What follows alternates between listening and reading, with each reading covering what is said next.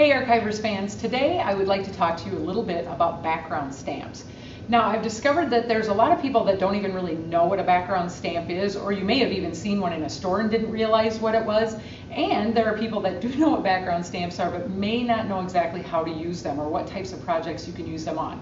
So I'm going to try and take a little bit of the mystery out of them and show you some of these today. So this is what a background stamp looks like. They do come in different sizes and shapes and tons of different patterns. But it's basically a rubber stamp, and it's meant to stick onto a clear acrylic block. So on the back side of it, it's got the pattern of the stamp. So when you put it on your block, you can see the pattern and where, so you know where to place it. And then the stamping surface is this red rubber, which gives you a nice crisp stamp. So there's lots of different brands of background stamps to choose from and tons of different patterns and designs. So I'd like to show you a few samples so you can kind of see how we use the background stamps.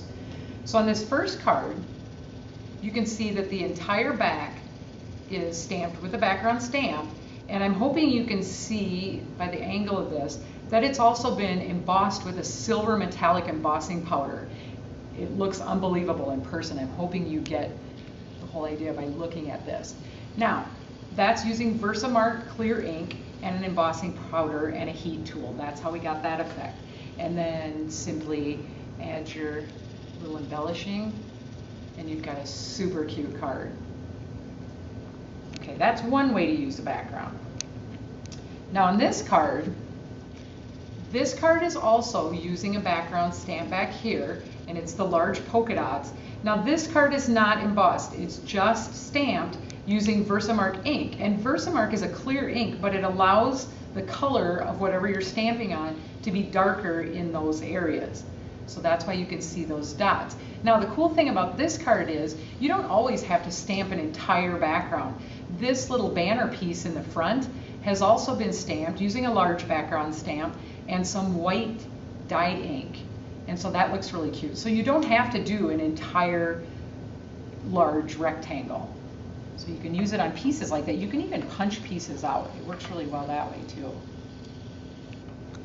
On this sample, the background again is stamped with a background stamp. This one is embossed as well, and it's using a holographic embossing powder. So if you look real close, I'm hoping you can see the sparkle. This looks amazing. Now, on this card, we've used a really cute alphabet background stamp, and I actually have the stamp here, and I'd like to show you how that works. This one has been stamped and embossed. See how it makes a super cute card, but also, if you look over here, we've used this same exact stamp, and we've created one of these cute trays. How cute is that for one of your kids? Adorable. Each one of these sections is stamped on white cardstock and embossed using different color of embossing powders. And that's a really fun way to use that. Then they're just matted on the coordinating color of cardstock and stuck right in a tray. And this is a really fun tray because the openings are 4x6, so you can simply just add photos right in it. So hopefully I've taken a little bit of the mystery out of background stamping so that when you're in our store and you see these packages with these really large stamps with a big pattern all over them, now you'll understand what they're for and how to use them. And remember, you can always go to archiversonline.com. We have an ideas section with tons of cool ideas for card making and other types of projects. And don't forget, check us out on Pinterest for even more ideas.